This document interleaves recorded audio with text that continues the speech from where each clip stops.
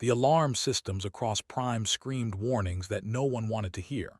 Inside the massive council chamber, representatives from 40 different species sat in their designated seats, and every single one of them looked worried. Some were silent. Others whispered to their neighbors.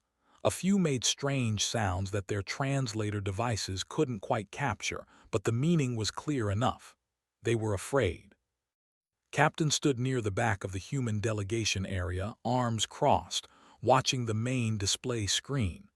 The image showed something that looked like a wound in space itself. It was black, darker than the void around it, and it was growing. Scientists called it the cascading void, called it a problem that needed solving. Next to him, Doctor tapped her data pad rapidly, running calculations for the fifth time that hour. Her short black hair was messy from running her hands through it too many times. Engineer sat on her other side, chewing on a protein bar and studying the technical readouts. Commander stood behind them all, her sharp eyes taking in every detail of the council chamber. Humanity had only been part of the Galactic Council for 50 years. In a galaxy where some civilizations had existed for thousands of years, humans were still the new kids. They got invited to meetings, sure, but most species still treated them like children who didn't quite understand how things worked. The head counselor, a tall being made entirely of crystalline structures that reflected light in rainbow patterns, raised one limb for silence. The chamber quieted immediately. "The situation is worse than we initially projected," the counselor said, their voice echoing through translation devices in 40 different languages. "The tier in space is expanding faster. Our scientists now estimate it will consume 47 star systems within 6 standard weeks." A wave of distressed sounds filled the chamber. 47 systems. That meant billions of lives, entire planets, civilizations that had existed for could be erased in less than 2 months. "We must begin immediate evacuation procedures," announced Representative R, speaking for the species. They looked like giant insects, with multiple arms and compound eyes that never seemed to blink. "My people's ships can evacuate approximately 30% of the endangered populations." Other species began calling out their own numbers. The beings of pure energy contained in protective suits offered calculations showing that saving 40% was the maximum possible outcome.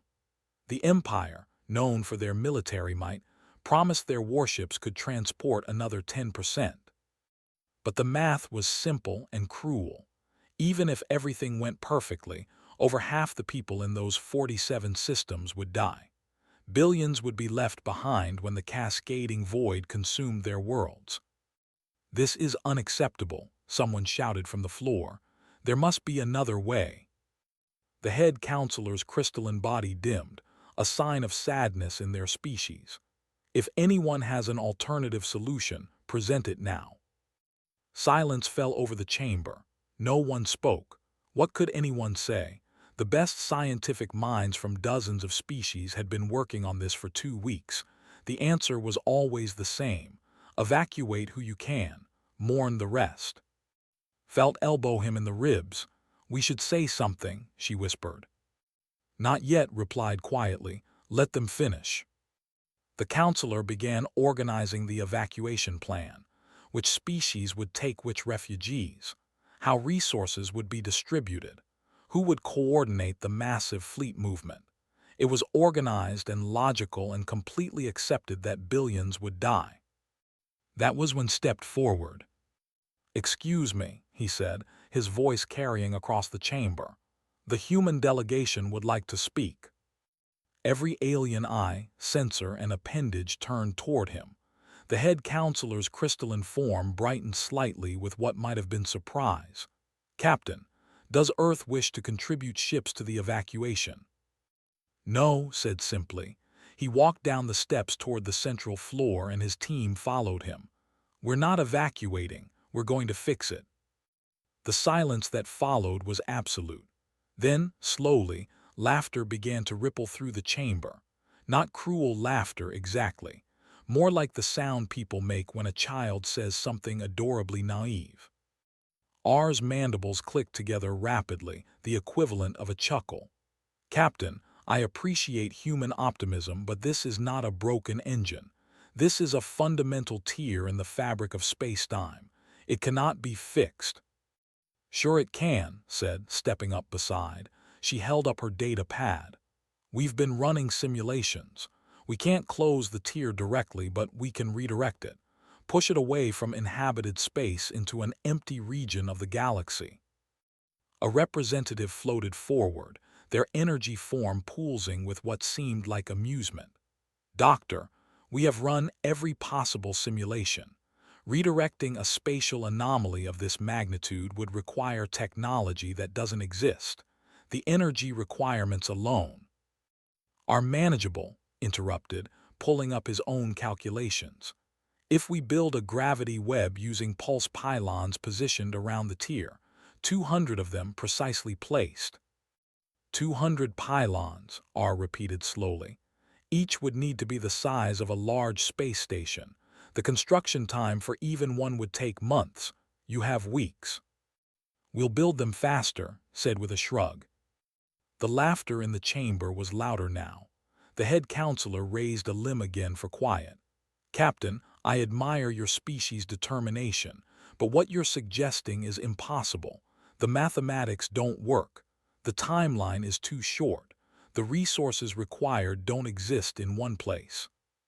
Commander spoke for the first time, her voice calm and steady. With respect, Counselor, we didn't come here to debate whether it's possible. We came to tell you we're doing it. We just need your permission to operate in the affected sectors. And if you fail, another representative called out, you'll have wasted 3 weeks that could have been spent on evacuation. Smiled, the kind of easy smile that drove other species crazy, because they couldn't tell if humans were brave or just didn't understand danger. We won't fail. How can you be so certain? The counselor asked. Because we're human, said. This is what we do. We look at impossible problems and figure out how to solve them anyway. Stepped forward again. Give us 3 weeks. If we can't make significant progress, we'll step aside and help with your evacuation. But if there's even a chance to save everyone instead of just 40%, isn't it worth trying? The chamber erupted in debate. Some species argued it was foolish. Others said it was a waste of time. A few suggested that letting humans try would at least keep them busy and out of the way. Finally, after an hour of discussion, the counselor called for a vote. The result was close, but it passed. Humanity had 3 weeks to do the impossible. As the humans left the chamber, Herd are speaking to another delegate. Let them try. When they fail, perhaps they'll learn some humility. The universe doesn't bend to optimism. Just smiled. He'd heard that before. Humans had been told things were impossible their entire history, and they'd been proving people wrong just as long. Fell into step beside him. You really think we can do this? Honestly, said, I have no idea, but I know we're going to try like hell. Good enough for me, replied. As they headed back to their ship, pulled out his communication device and sent a message back to Earth. It was short and simple. We need everything. Send it all. We've got work to do. Within hours, human ships would start moving. Resources would be gathered. Engineers would start building. And the galaxy would watch, convinced they were about to witness humanity's greatest failure. They had no idea what was actually coming. The first human ships arrived 18 hours after the council meeting. Not the sleek, perfect vessels that other species used, but working ships, cargo haulers, mining vessels, construction rigs that looked like they'd been built from spare parts and hope. To the aliens watching from Prime's observation decks, the human fleet looked more like a junkyard than a rescue operation. R stood at one of those observation decks, their compound eyes tracking the arriving ships. Next to them, an observer named pulsed with curiosity. They're actually doing it, said, their translated voice carrying a hint of surprise. They're trying, R corrected. There's a difference. down in the construction zone, was already at work. He stood in the cargo bay of a massive human freighter, surrounded by equipment that definitely wasn't designed for what he was about to use it for. Mining lasers, gravity stabilizers, power cores from 6 different manufacturers. None of it matched. All of it would work. "Okay, listen up," shouted to the crew of engineers around him. "We need to build 200 pylons in 3 weeks. The specs say each one should take 8 days to construct using proper facilities and following all safety protocols." A young engineer named Minu raised his hand. "So what's the actual plan?" "We're building each one in 4 days using whatever we have, and safety protocols are suggestions," said with a grin. Several engineers laughed. A few looked nervous. All of them started working. The first pylon design was nothing like what the Galactic Council's engineers had imagined. Traditional galactic construction followed specific rules. Everything had to be tested. Every component had to be certified. Every connection had to meet exact specifications. It was the way things had always been done. Its design used parts from 15 different systems. Half of them weren't supposed to work together. He'd modified a power core, connected it to stabilizers using human-made adapters that he'd designed that morning, and wrapped the whole thing in a gravity net that was technically expired according to the manufacturer's recommendations. "This will never work," an engineer said, staring at the blueprints. They'd sent observers to document the human failure. Instead, they were watching something that broke every rule they knew. "Probably won't," agreed cheerfully. "Let's build it anyway." Back on Prime was coordinating with teams across 40 systems. Her eyes were red from lack of sleep, and she was on her 6th cup of coffee, which was a human stimulant that most aliens found mildly toxic. She didn't care. There was too much work to do. "Doctor," a scientist said, appearing on her communication screen, "we've reviewed your calculations. The energy distribution you're proposing violates 3 fundamental laws of physics." "I know," said, not looking up from her work. "That's why it'll work. You're thinking about this like it's a stable system. It's not. It's chaos. We're not trying to be elegant. We're trying to be effective." "But the power requirements are high." "Yes, we'll manage." Finally looked up at the screen. "Look, I appreciate your concern, but we don't have time to reinvent physics. We have time to use physics in ways nobody's tried before." This energy field flickered with what might have been frustration or fascination. "You realize you're essentially gambling with billions of lives." "No," said firmly. "We're fighting for billions of lives. There's a difference." On day 4, the first pylon was completed. Stood in front of it, hands on his hips, looking up at the massive structure. It was ugly. Parts of it didn't match. There were visible welding marks where connections had been forced. By galactic standards, it was a disaster. "Fire it up," ordered. "Sir, we haven't run diagnostics," Minu said. "No time. If it explodes, we'll learn something. If it works, we'll build more." The pylon powered up with a sound like thunder. Energy crackled around its surface. The gravity reading spiked, then stabilized. It worked. It actually worked. R watched the test from their observation post and felt something they rarely experienced: confusion. "How is this possible?" they asked. "That design should have failed. The components aren't compatible." "Apparently, no one told the humans that," replied. Word spread quickly through the galaxy. The crazy humans had built their first pylon in 4 days instead of 8, and against all logic it worked. Suddenly, people were paying attention. By day 8, they had 20 pylons operational. By day 12, 65. The human workers barely slept. They ate while working. They made jokes that translator devices struggled with. They played loud music that made alien observers uncomfortable. And they built. Commander was managing 15 construction teams simultaneously. Each team was working on a different pylon in a different location. She tracked their progress on a holographic display that showed more data than most species could process at once. When a military observer asked how she managed it all, she just shrugged. Practice, said, and coffee. What is coffee? They asked. The reason humans function, replied. But it wasn't just the building that amazed the alien observers. It was how the humans worked. There were no rigid hierarchies. Engineers argued with captains if they had a better idea. Junior crew members made suggestions that got implemented immediately. When something didn't work, they didn't form a committee to study the failure. They tried something else.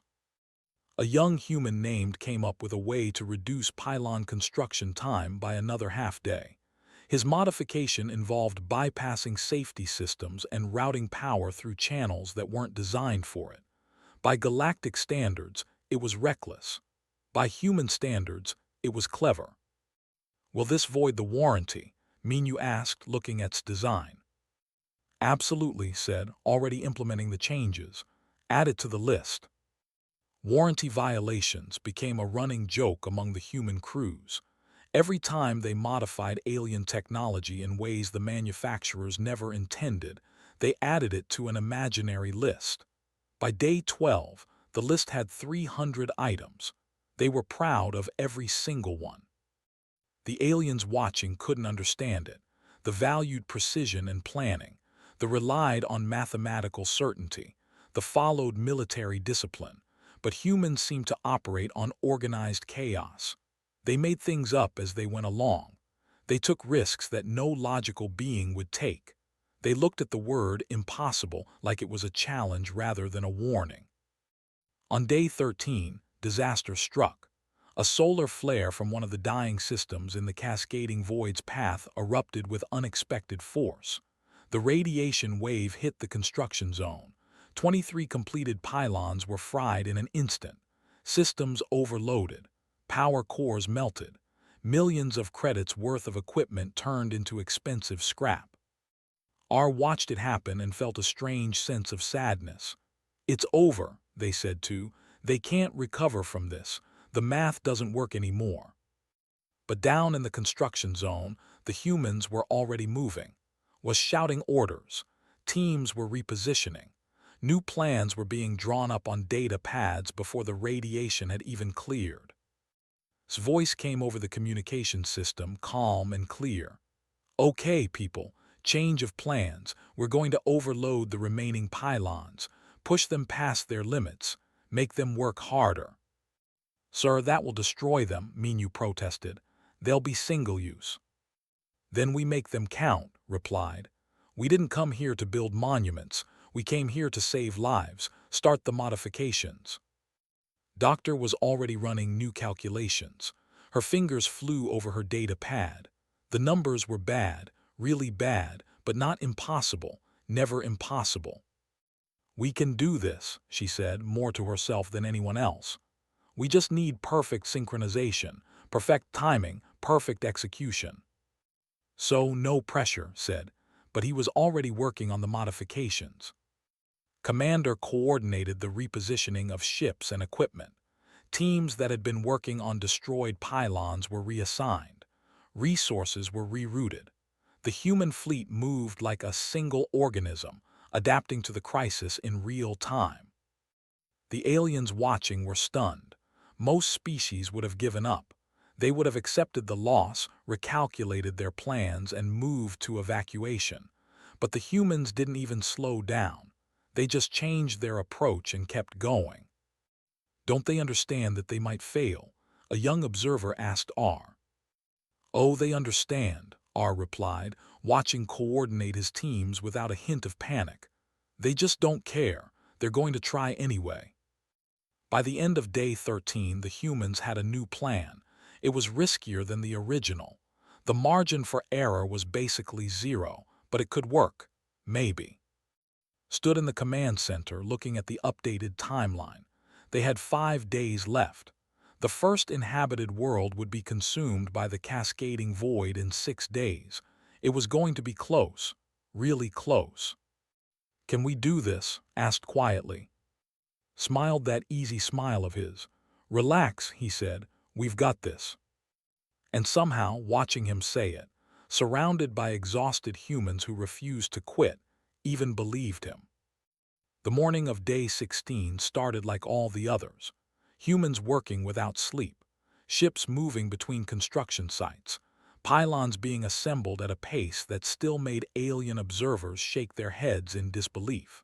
176 pylons were now operational. The math said they needed all of them working perfectly to redirect the cascading void. Then happened. Was a dying star in one of the systems already being consumed by the tear in space. Its death had been slow and predictable, until it wasn't. At 600 hours Galactic Standard Time, erupted in a solar flare unlike anything the scientists had predicted. A wall of radiation exploded outward at near light speed. Was drinking coffee in the command center when the alarm started screaming.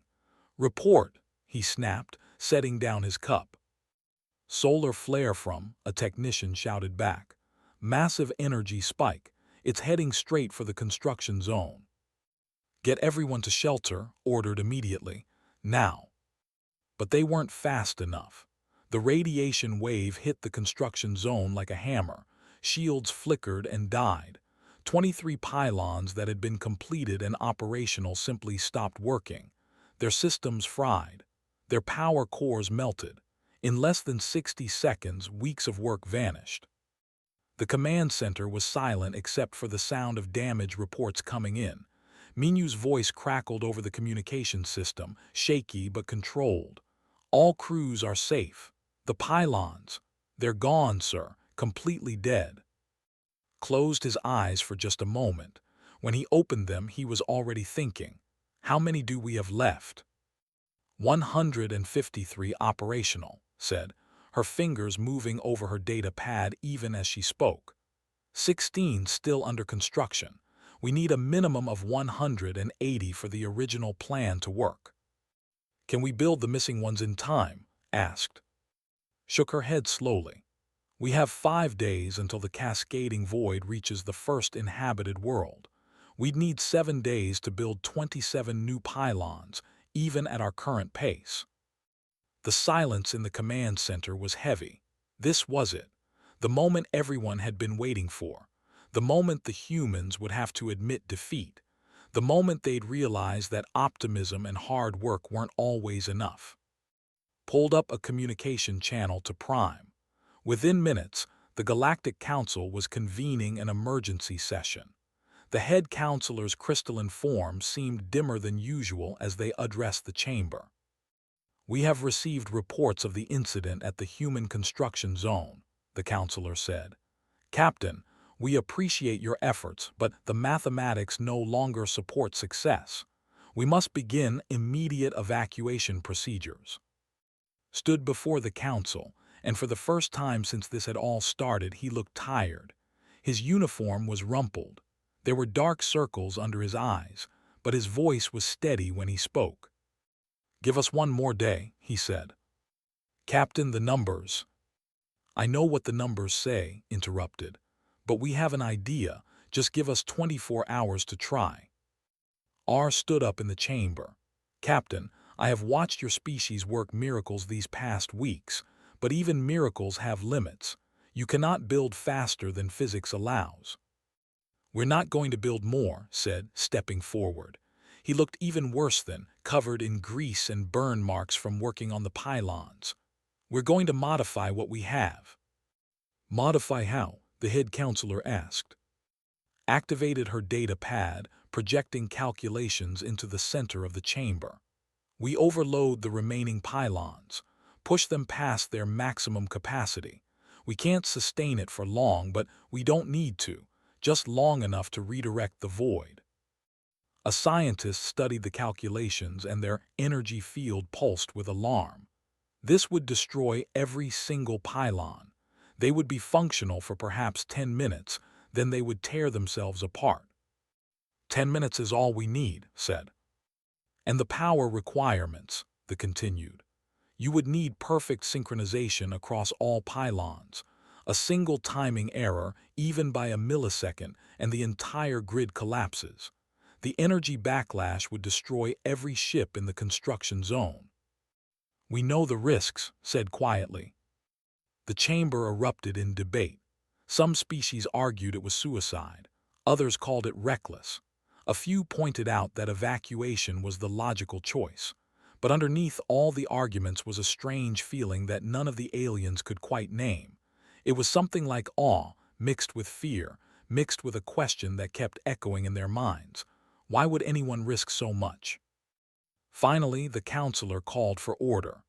"Captain, if you attempt this and fail, thousands of your people in the construction zone will die.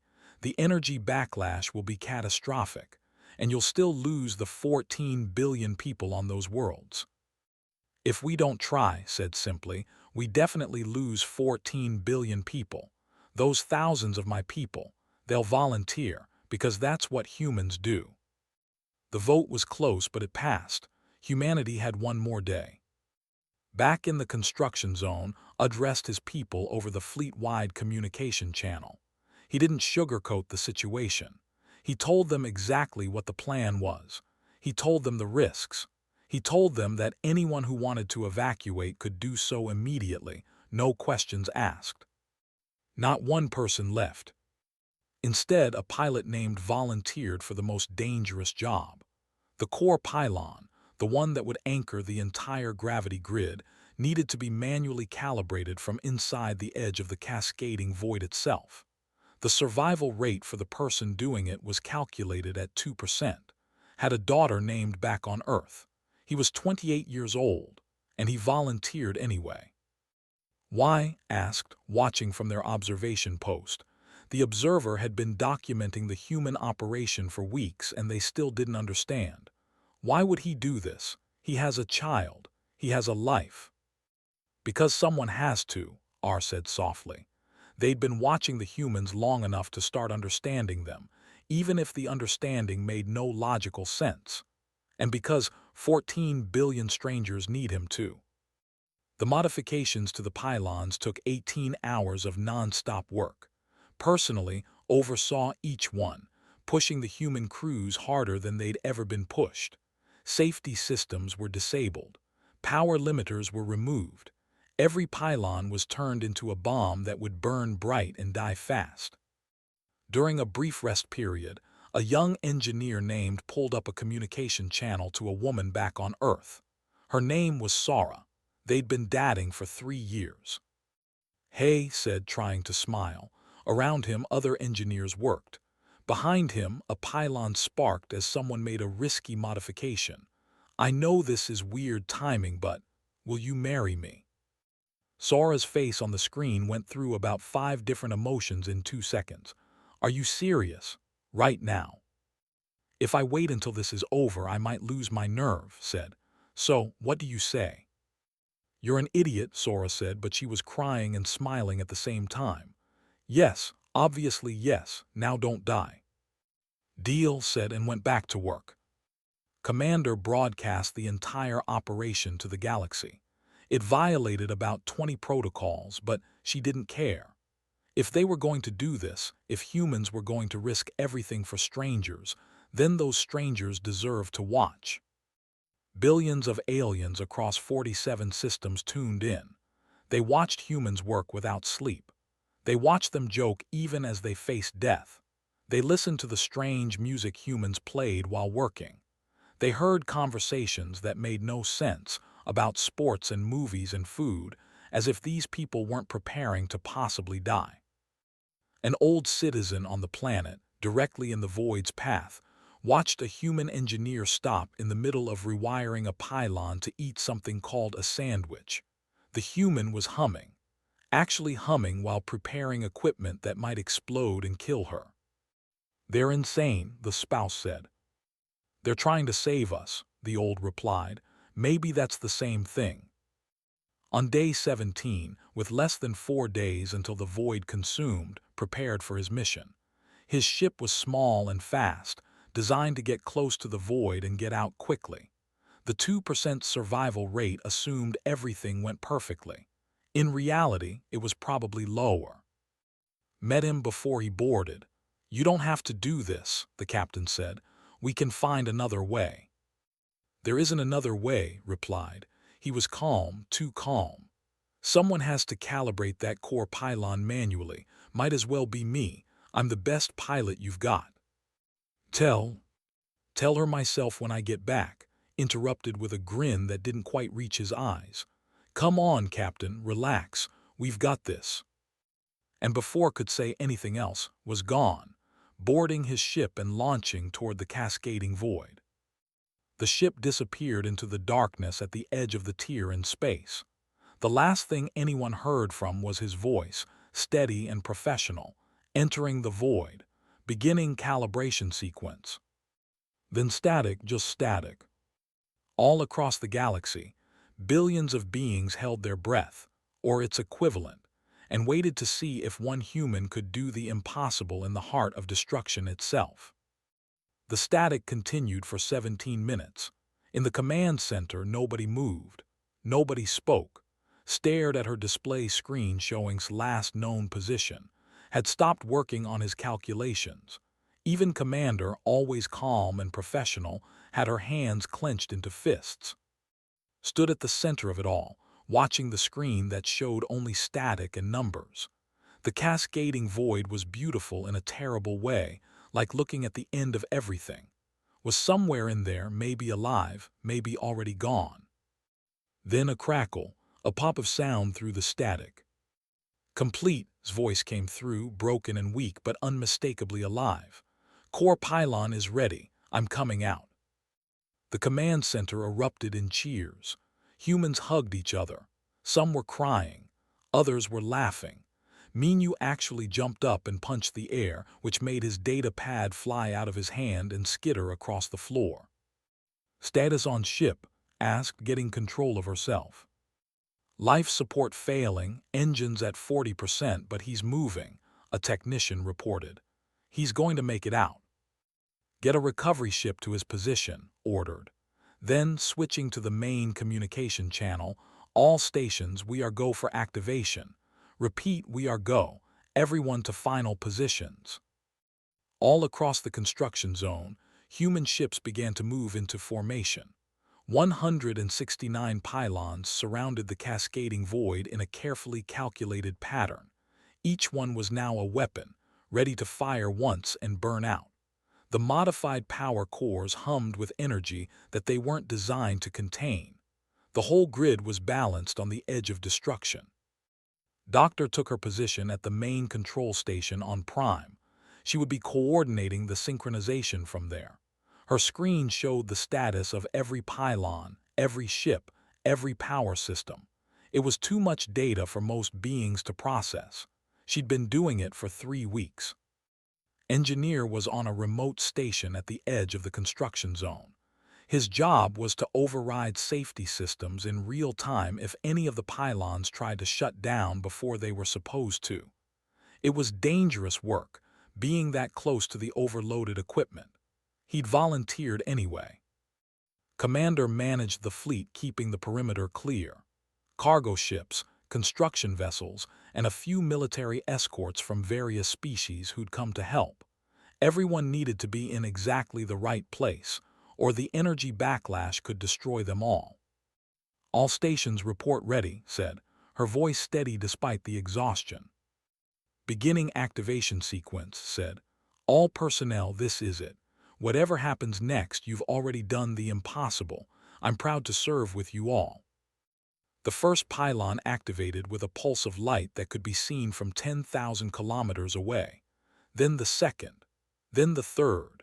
One by one, the pylons came online, each one generating a gravity field far beyond what it was designed for. The energy readings were climbing into dangerous territory. On Prime, R and watched from the observation deck. Around them, representatives from dozens of species had gathered, all watching the human operation.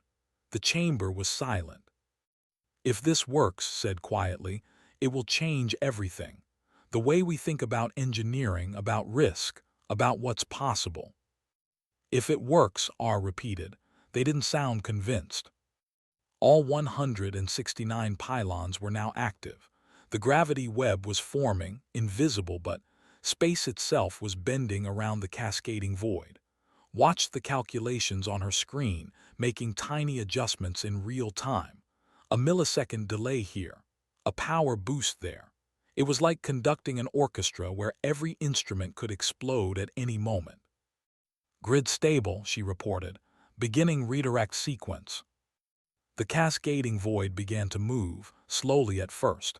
It was like trying to push a mountain. The gravity web strained. Power cores screamed. But it was working. The tier in space was shifting direction, away from the inhabited systems toward an empty region of the galaxy.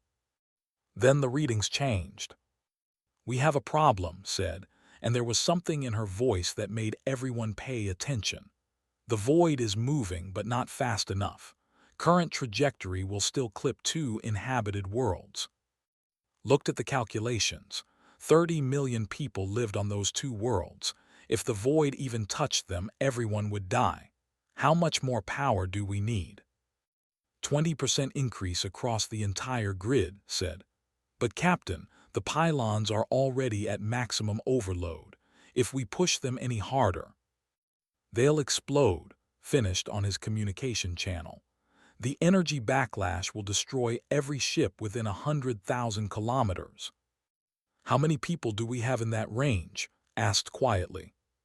Checked her screens. 3,218, all human. The command center was silent. Everyone knew what was thinking. Everyone knew what he was about to order. And everyone knew the cost. "Captain," Minu said softly, "there has to be another way." "Is there?" asked, looking at. She shook her head, and there were tears in her eyes. "Not that I can see. We either accept losing 30 million people on those worlds, or we push the grid harder and risk everyone in the construction zone." Closed his eyes. This was command. This was the job, making impossible choices, living with the consequences. He opened his eyes and reached for the communication controls. "All ships in the construction zone, this is Captain. I'm about to give an order to overcharge the gravity grid. The energy backlash will be catastrophic. Anyone within 100,000 kilometers is at extreme risk. You have 2 minutes to evacuate the zone. Move now." He waited. 60 seconds passed, then 90, then the full 2 minutes. When checked the status board, his throat tightened. Not a single ship had moved. 3,000 humans, and not one of them ran. "Sir, this is Pilot Minu. We're not leaving." "Minu, that's an order." "With respect, sir, no." Minu's voice was firm. "We came here to save people. If we run now, 30 million die. If we stay, maybe we save them. That's not a hard choice." Other voices began chiming in over the communication system. Engineers from different ships, pilots, technicians. None of them would evacuate. On Prime, alien representatives watched in stunned silence. The observers' mandibles hung open. This energy field pulsed with something that might have been shock or respect or fear, or all three. "They're going to die," someone whispered. "They know," R replied. "They're doing it anyway."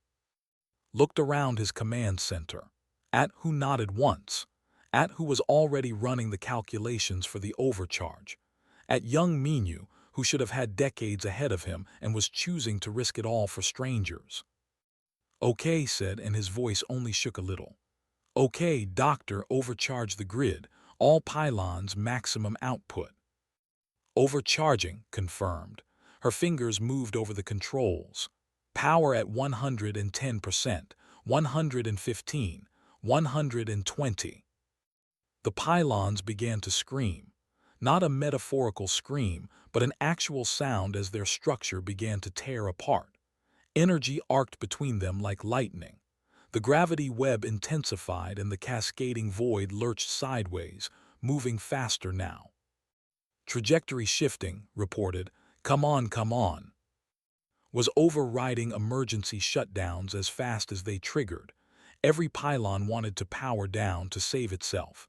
He was forcing them to keep burning. "Pylons 3, 7, and 19 are critical," he reported. "They're not going to last much longer." "They don't need to last long," said, "just long enough."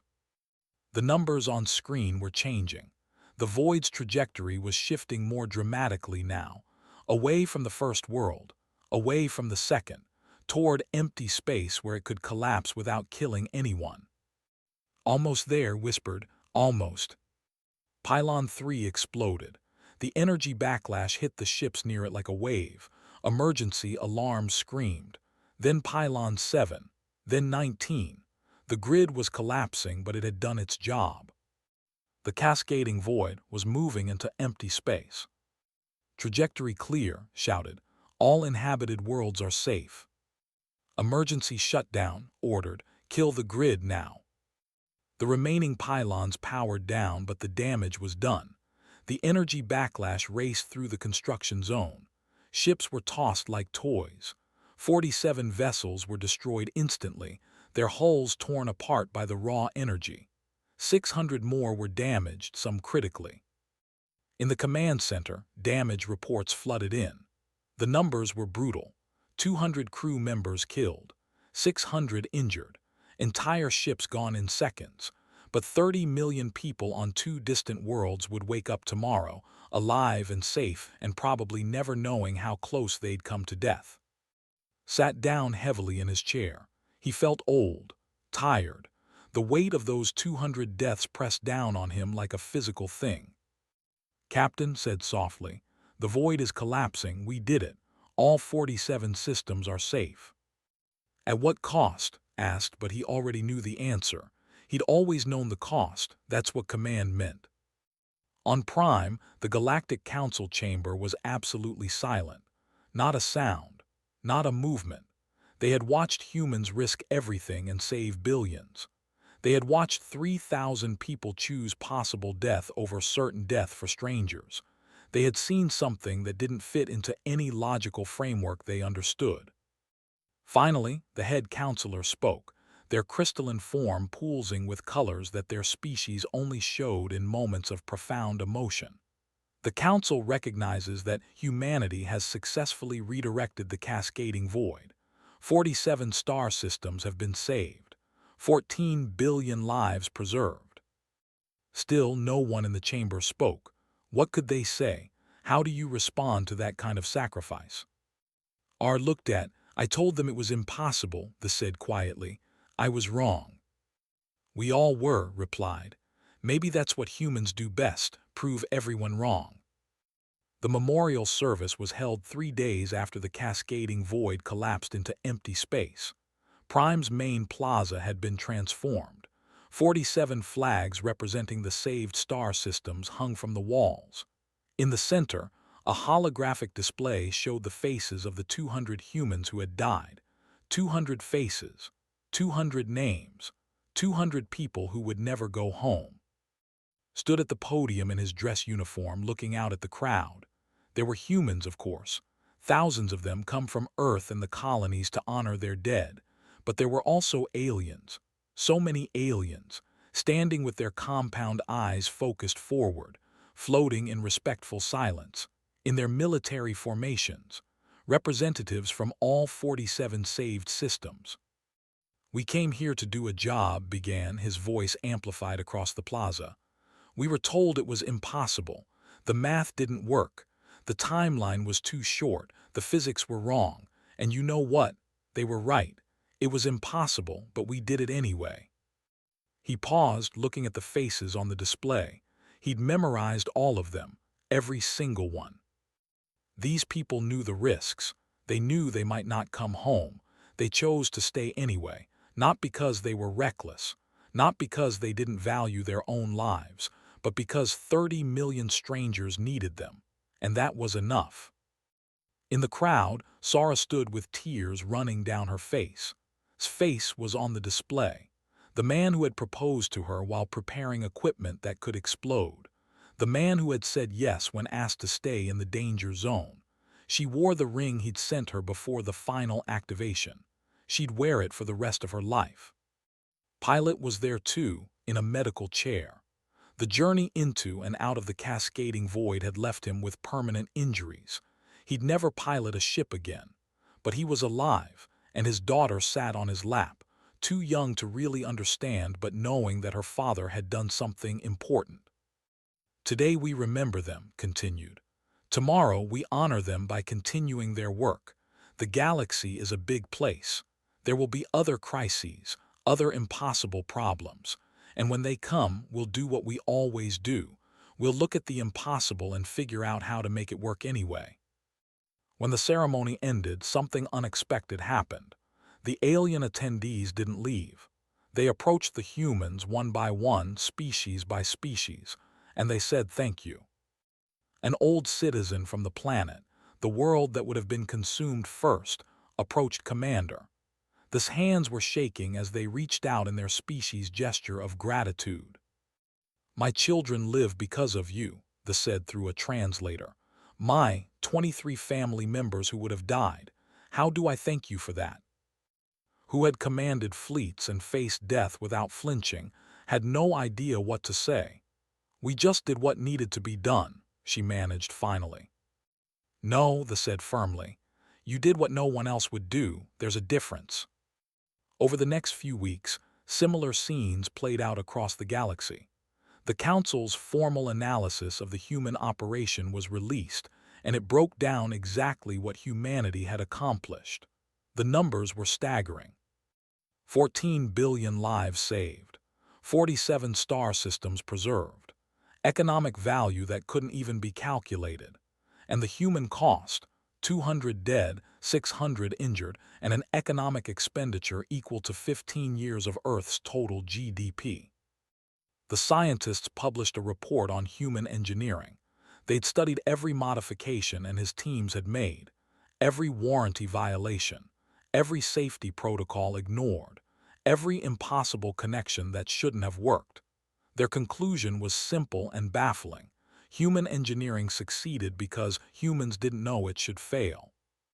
They approach problems without the constraints of traditional logic, the report stated. Where we see limitations, they see possibilities. Where we calculate risk, they calculate necessity. It is inefficient. It is dangerous. It is remarkably effective. The military studied Commander's coordination of 15 simultaneous construction teams. By their calculations, managing that much information should have required either a hive mind or an advanced AI system. Had done it with coffee and determination. They added a new section to their military academy curriculum, Human Crisis Management. But it was the small moments that really changed things. An engineer named was working on a bridge construction project when a support beam failed. The traditional approach would be to halt construction, redesign, and restart in 3 months. Instead, remembered watching work. He grabbed spare materials, modified them on the spot, and had the bridge finished in 2 weeks. His supervisor was horrified. The bridge worked perfectly. A scientist faced an impossible deadline for a research project. Every calculation said she needed 6 more months. Then she remembered doctor working through the night, running simulations that shouldn't work, finding solutions in the margins of error. The pushed forward. She made her deadline. Slowly, across the galaxy, the phrase good enough started to appear in alien vocabularies. It went against everything they'd been taught. But they'd watched humans save 14 billion lives with equipment that was good enough. Maybe perfection wasn't always necessary. 3 months after the crisis, the Galactic Council convened a special session. The head counselor's crystalline form was bright as they made the announcement.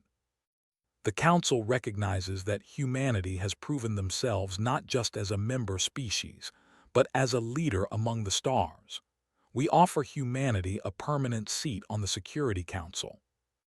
Declined the seat. Instead, Commander accepted it, becoming the first human to hold such a position. Preferred to return to what he did best, teaching. The Academy had been founded on Prime, and he taught the first course on crisis management. His students were a mix of species, all learning the human approach to impossible problems. The first rule, told his class on the first day, is that rules are guidelines. The second rule is that impossible just means no one's done it yet. The third rule is the most important. When someone needs help, you help them. Everything else is just details. Engineer became the head of Galactic Infrastructure. His first act was to create a new position, Warranty Violation Specialist. It became one of the most sought-after jobs in the galaxy. His motto, printed on posters in engineering bays across hundreds of worlds, was simple: if it works, it works. Doctor led the new Crisis Response Institute. When the next impossible problem emerged, and there would always be a next one, her team would be ready. She surrounded herself with the best minds from every species, human and alien alike. But the core principle was pure human: try anyway. On Earth, in a small park in Seoul, they built a monument. It listed all 200 names of those who died in the cascading void crisis. The inscription was in Korean, English, and 47 alien languages. It read simply: they were told it was impossible. They did it anyway. But perhaps the most important change happened in the small moments. In the way an engineer now looked at a problem and thought, what would a human do? In the way a scientist pushed past theoretical limitations to find practical solutions. In the way a commander learned that sometimes the best plan was to adapt on the fly. 5 years later, a new crisis emerged in the Theta sector. A plague was spreading across a colony world. The local medical team said they needed 6 months to develop a cure. 6 months they didn't have. The head medical officer was a young human named Bora. She'd studied doctor's work during the cascading void crisis. When her alien supervisor said the timeline was impossible, Bora smiled. "Let me tell you what humans do with impossible," she said. She assembled a team. They worked without stopping. They tried things that shouldn't work. They modified equipment in ways the manufacturers never intended. They pushed past every limitation and rule and protocol. They had the cure in 3 weeks. When her supervisor asked how she'd done it, Bora's response was pure human. "I looked at the problem, figured out what needed to happen, and did it. Also, a lot of coffee." The supervisor clicked their mandibles in what humans had learned was amusement. "You humans and your coffee. What is so special about this drink?" "It helps us think clearly when we're tired," Bora explained. "But you could simply rest instead." "We could," Bora agreed, "but then people would die waiting, so coffee."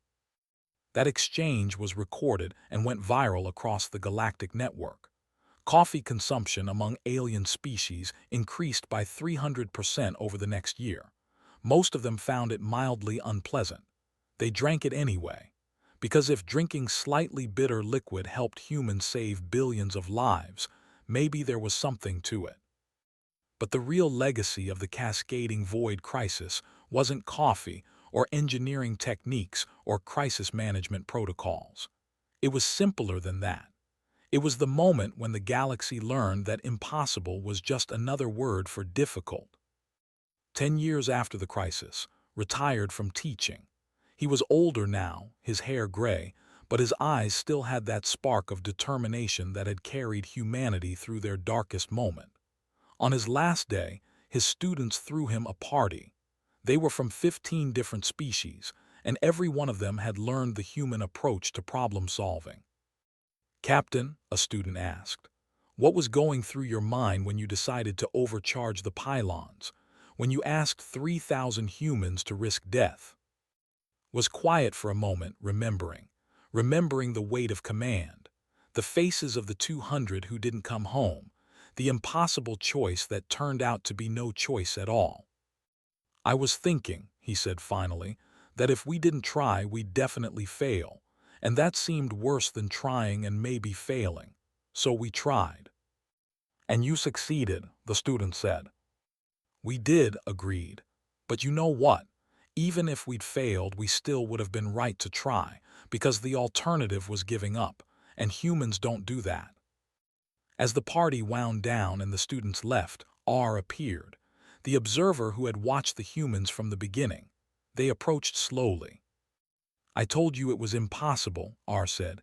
"I was certain you would fail." "I know," said I have spent 10 years studying your species, trying to understand how you did it, and I still don't have an answer that makes logical sense. Smiled that easy smile of his, the one that had driven alien observers crazy for 10 years. Maybe that's your answer. We don't do things because they make logical sense. We do them because they need to be done.